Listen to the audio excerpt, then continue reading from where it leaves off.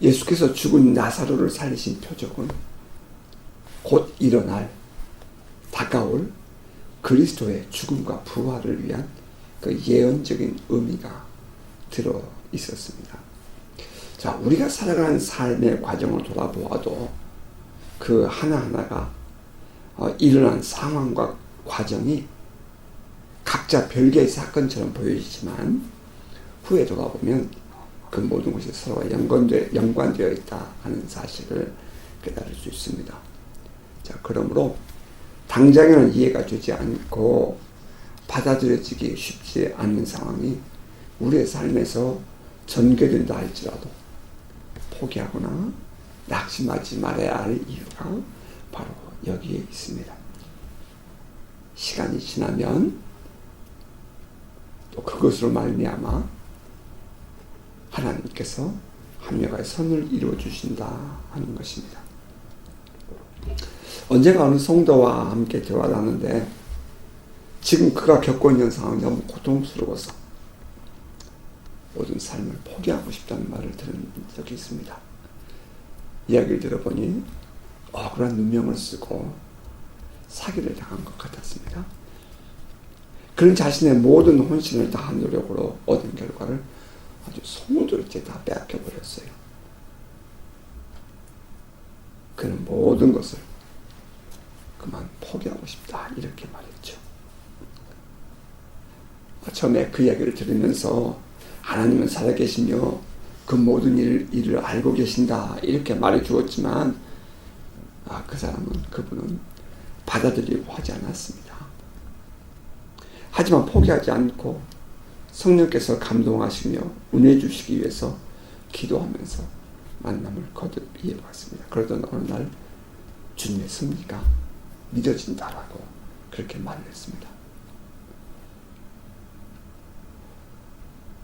이 일 위에 하나님께서 자기를 향한 계획이 있다는 사실이 믿어지고 또 이제부터 한번 이겨내보겠다라고 그렇게 말을 하더라고요. 그리고 지나온 모든 일에 대한 것을 하나님께 맡기겠다 했습니다. 그리고 그는 자기에게 주어질 새로운 일에 대한 기대감을 갖고 삶을 살아가겠노라고 그렇게 고백을 했습니다. 그의 손에는 아무것도 가진 것이 없었습니다. 당장에 다닐 직장도 없었고 또 할 만한 일도 마땅치 않았습니다. 그에게 있는 것은 오직 하나, 살아계신 하나님이 나와 함께 하신다 하는 믿음뿐이었습니다. 하나님이 길을 열어주시리라 하는 믿음 말입니다. 그래서 닥치는 대로 크고 작은 일들을 했어요. 그의 신앙과 그 성실한 삶을 옆에서 지켜보았던 한 성도가 그에게 작은 가게를 물려주었습니다. 자, 그러면서 지금 당장에 갚을 수 없다는 것도 압니다. 그러므로 서서히 벌어가면서 갚으세요. 그렇게 줬어요. 그러니까 생각지 못한 은혜이죠. 부부는 열심히 노력했고요. 최선을 다해 수고했습니다. 그 가게는 주변에 많은 사람들에게 소문이 났고 찾아오는 손님들이 아주 길거리에 길게 늘어서서 이 가게를 찾아오는 그런 가게가 되었습니다. 당연히 자기 부부만 일을 해서는 안 되니까 고용자는 조금은 수도 늘게 되었죠. 급기야는 더 이상 그 장소에서 가게를 운영할 수 없을 만큼 성장하게 되었답니다. 그 모든 삶에 대한 해석을 하는 그는 이 모든 것이 하나님의 은혜라고 했습니다.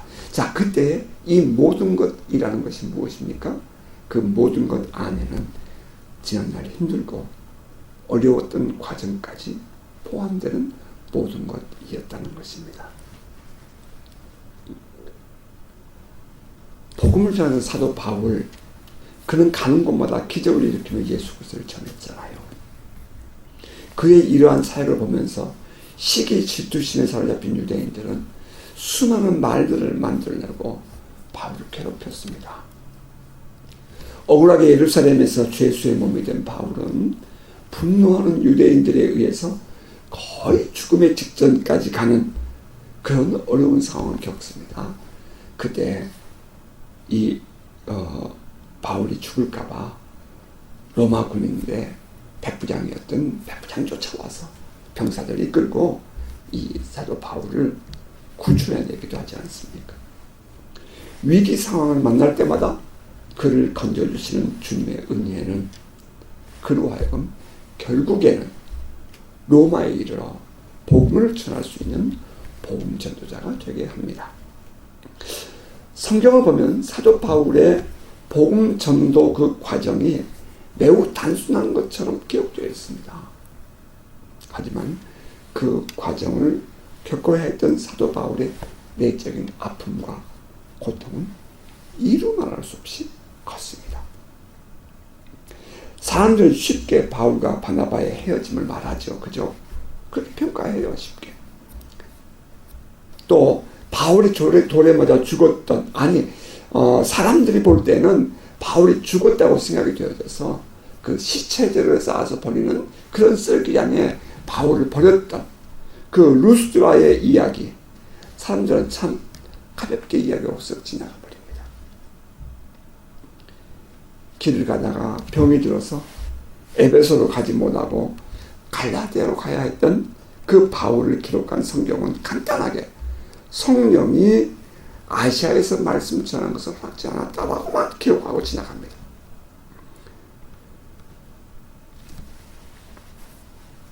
비두니아로 가고자 했습니다.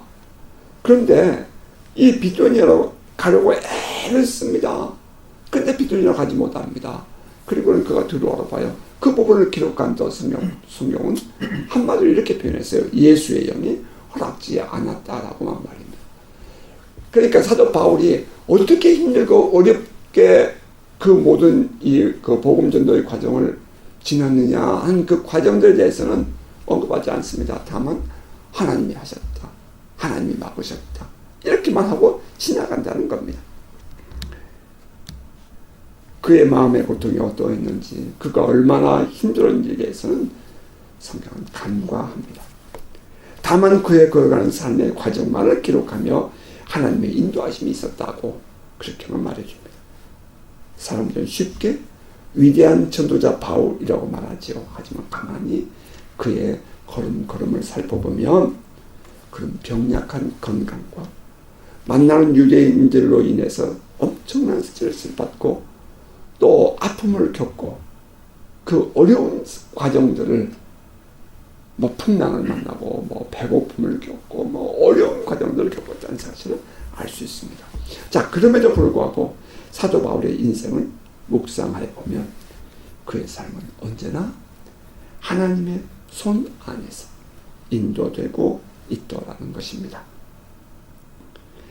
한참 선교 여정을 가던 바울은 고린도에서 로마에 편지를 보내면서 이렇게 말을 했죠. 이와 같이 성령도 우리의 연약함을 도우시나니. 우리는 마땅히 기도할 바를 알지 못하지만 오직 성령이 말할 수 없는 탄식으로 우리를 위하여 친히 간구하시느니라. 한 절 더 건너뛰면 우리가 알거니와 하나님을 사랑하는 자 곧 그 뜻대로 부르심을 입은 자들에게는 모든 것이 합력하여 선을 이루느니라. 이렇게 말합니다. 다시 말해서 결국에는 모든 것이 심지어는 아프고 고통스러웠던 그 모든 과거까지라도 포함한 그 모든 것이 합력하여 선을 이룬다 한 것입니다. 종종 사람들은 따뜻한 겨울을 지나면 겨울이 따뜻해서 좋았다 이렇게 말을 해요. 그런데 여러분 겨울이 따뜻하면 그 다음에 여름은 병충해가 창궐한다는 사실을 아십니까? 그 추운 겨울에 그 애벌레들이 죽지 않았기 때문에 다음 해에는 병충해가 크다는 거예요. 어떤 해는 비가 너무 많이 와서 걱정이고 또 어떤 해는 비가 너무 안 와서 걱정이고 많이 와서 걱정, 안 와서 걱정. 이것이 우리들의 삶의 모습입니다. 과연 어느 것이 걱정 없는 삶이고 인생일까요? 그러나 돌아보면 그 모든 것이 서로 톱니바퀴가 물고 돌아가듯이 우리의 인생이 그렇게 때로는 힘들고 어려운 날도 있지만 또 한영에서는 이루는 일들이 있다 하는 것입니다. 이 예수님의 삶을 묵상하며 이렇게 요한복음을 함께 읽어가며 또 묵상을 하다 보니까 그 우리들이 지나온 그 지난날의 걸음들이 돌아보아지더라는 것입니다. 죽은 나사로를 살려주셨습니다. 그의 죽음을 인해서 슬퍼하는 말다와 마리아를 위로하기 위해서 문상 왔던 유대인들, 그들은 생각하지 못했던 기적을 체험합니다. 예수가 죽은 나사로를 살리는 것을 본 것입니다. 그 결과로 많은 유대인들이 예수를 그리스도로 받아들이게 됩니다. 믿게 돼요. 하지만 사람들이 다 예수를 믿는 것만은 아니더라는 것입니다. 언제나 그렇듯이 평소에는 좋은 신앙을 가진 사람인 것처럼 보입니다. 하지만 그들 앞에서 영적인 기적이 일어나면 사람들이 둘로 갈라집니다. 믿는 사람과 믿지 않는 사람, 받아들이는 사람과 거부하는 사람, 그것을 보고 기뻐하는 사람과 분노하는 사람, 마치 무를 베는 것처럼 둘로 쫙 갈라집니다. 이것은 예나 지금이나 예가 아니죠. 그래서 어떤 사람 말하기를 왜 구태여 그 영적인 사역을 해서 사람들을 분노하게 하고 떠나게 만들냐고 말하는 사람도 있었습니다. 하지만 이 영적인 경계선에서 진실과 거짓이 구분되고요. 거듭남과 거듭나지 못한 사람이 구분되고 하나님의 나라와 세상 나라가 구분됩니다. 육체적인 또 그리고 철학적인 신앙을 가진 사람과 진정으로 영적인 신앙을 가진 사람이 구분된다 합니다. 그래서 사도 바울은 말하기를 육에 속한 사람은 육체의 일을, 영에 속한 사람은 영의 일을 생각한다 라고 말을 했던 것입니다. 예수께서 죽은 자를 살리시는 기적을 보면서 어떤 이들은 이제 달려가서 바리새인들을 찾아갑니다. 아마 그들의 마음속에는 지금 이 예수가 죽은 나사로를 살리는 모습을 보면서 차마 그 앞에서는 어찌할 수 없으니까 더 큰 힘을 가진 산헤드린 공회가 신고를 해서 저 산헤드린 공회가 지금 예수를 어떻게 좀 해주기를 바라는 그런 기대감이 있었던 모양입니다. 비판하고 정죄하는 마음으로 말입니다. 자, 그러자 산헤드린 공회가 곧 소집됩니다. 대제사장과 바리새인들은 공회를 소집하고 이렇게 말을 합니다. 자, 보면 47절 48절 내용인데요. 가운데 부분에 이 사람이 많은 표적을 행하니 우리가 어떻게 하겠느냐. 만일 그를 이대로 두면 모든 사람이 그를 믿을 것이요. 그리고 로마인들이 와서 우리 땅과 민족을 빼앗아가리라. 이 말의 내용은 이렇습니다. 당시 유대인들은 자기들을 그 로마의 통치로부터 구원해줄 메시아를 기다렸어요. 이거 이 요세푸스라는 역사가 기록한 책에 의한 내용입니다. 그래서 그 어떤 정치적인 지도자나 혹은 이 군인, 독립군이죠. 그런 지도자가 나오면 그가 혹시 메시아인가 하고 백성들은 그를 따릅니다. 6월절이 되어서 사람들이 예루살렘에 모입니다. 이스라엘 백성들이. 그러면 이러한 말들이 입을 통해서 소문이 퍼져갑니다. 자, 그러면 사람들은 335 모이게 되고 그 물결이 커지면 소위 메시아 운동이라는 것이 예루살렘을 중심으로 일어납니다. 그래서 이 메시아 운동이 예루살렘에서 일어나게 되면 그들을 진압한다는 이 목적으로 로마의 군인들이 예루살렘 성 안으로 들어오게 된다는 것입니다. 이제 그런 일이 실제로 있었어요. 자,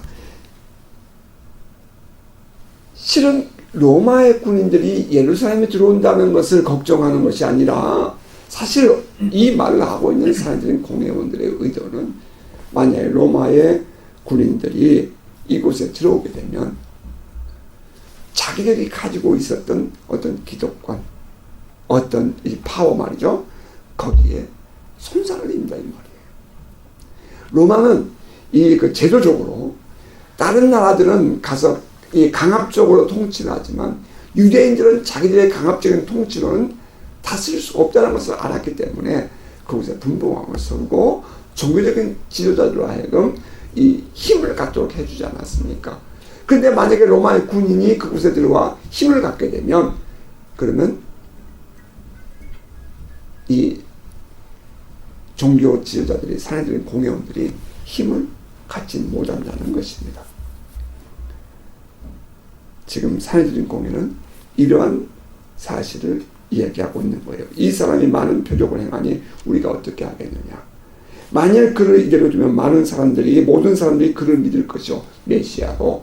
그렇게 되면 많은 사람들이 이 메시아를 따르게 되면 로마 군인들이 들어와서 우리 땅과 민족을 빼앗아가지 않겠느냐. 지금 그런 얘기를 하고 있는 것입니다. 그들은 말하죠. 예루살렘과 백성들을 위하여 라고 말합니다.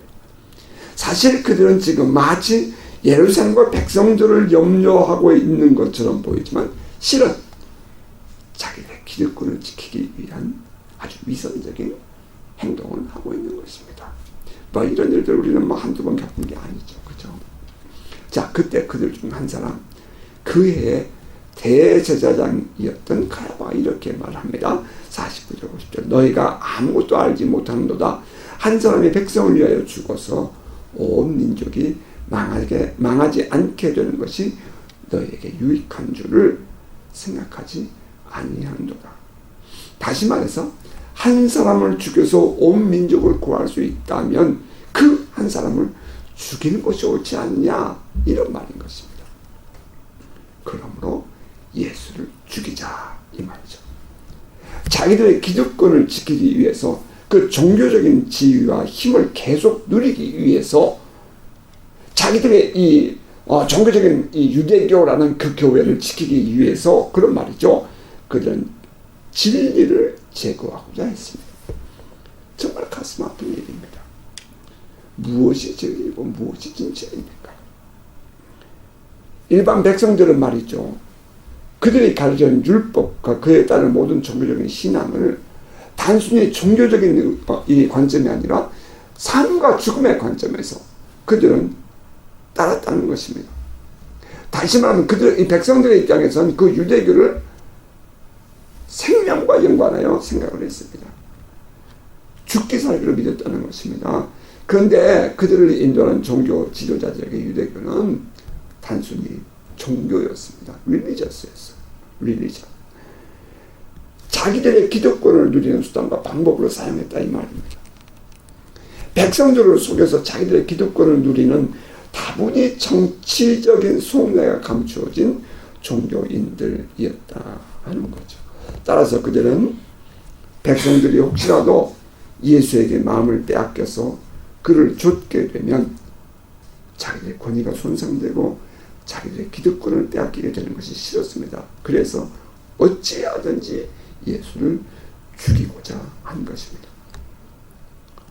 그들이 모여서 하는 대화의 주제는 어떤 구실로 예수를 죽일 수 있느냐 하는 것이었잖아요.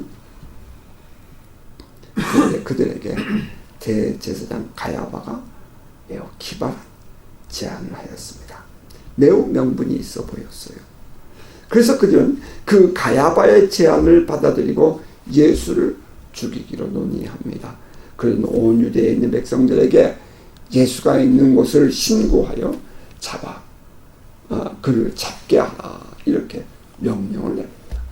이 가야바의 제안은 자기들의 기득권을 지키던 종교인들, 사내들인 공회원들의 그 세속적인 행동이었습니다. 욕심에 가득 차서 제안한 거예요. 온 백성을 위하여, 예루살렘을 위하여 예수를 죽여라. 참 아이러니컬합니다. 그런데 이들의 이러한 야비한 결정이 결국에는 하나님의 뜻을 이루는 결정이 되었다는 사실입니다. 하나님의 아들 예수 그리스도가 죽어야 온 백성을 구원할 수 있기 때문입니다. 이것은 진리입니다. 그들은 진리를 알지 못하므로 단순히 자기의 욕심을 위해서 이러한 구실로 예수를 죽이고자 하였습니다. 이 내용을 기록한 사도 요한은 이렇게 그 사실을 해석해 놓았죠. 자, 51절 52절입니다. 이 말은 스스로 함이 아니요 그 해의 대제사장이므로 예수께서 그 민족을 위하시고 또 그 민족만 위할 뿐 아니라 흩어진 하나님의 자녀를 모아 하나가 되게 하기 위하여 죽으실 것을 미리 말함이니라. 미리 예언한 것이었다 하는 것입니다. 자, 그렇습니다. 거짓된 인간들이 남을 속이고 자기의 배를 채우기 위해서 빼앗아가지만 결국에는 하나님의 뜻을 이루는 도구로 사용될 뿐입니다.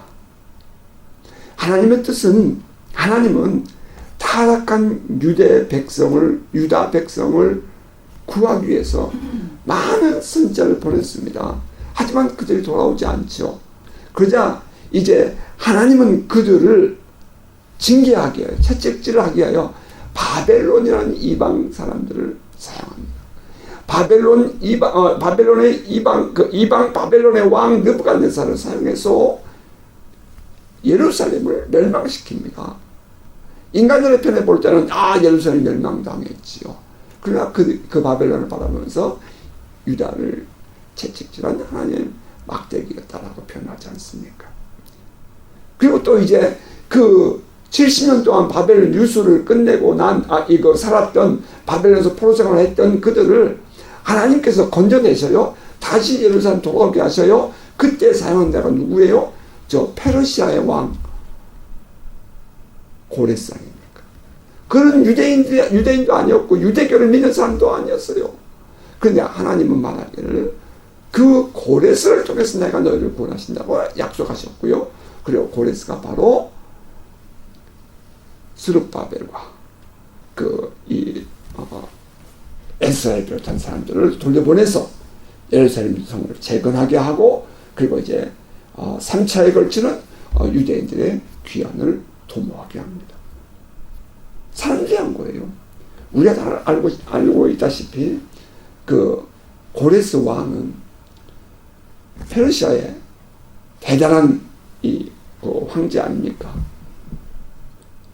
그런데 그가 그런 유화 정책을 쓰면서 유대인들을 돌려보낸다는 거예요. 그것을 결국은 하나님이 하셨다라고 표현을 한다는 것입니다. 때로는 사람들이 자기의 욕심을 부리고 혹은 때로는 선행을 베풀고 그러한 모든 것들이 결국에는 하나님의 섭리를 이루는 방편이 되더라 하는 것입니다. 대제사장 가야바는 예수를 제거하기 위한 방법으로 한 사람을 죽여 백성을 구하자라고 제안하였습니다. 그런데 그 일이 결국에는 그 예수를 죽임으로 말미암아 모든 백성을 구원하는 하나님의 섭리를 이루어드리는 일이 되었습니다. 예수를 죽이면 예수를 믿고 따르는 사람이 없어질 줄 알았습니다. 그런데 실은 예수가 죽어야 더 많은 사람들이 예수를 믿고 구원을 얻는 길이 열리는 것입니다. 우리는 이것을 패러독스, 역설이라고 말합니다. 유대의 지도자들에게는 자기들이 승리하는 것처럼 보였을 것입니다.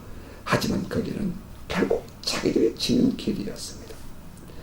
요한복음엔 이러한 역설이 많이 기록되어 있습니다.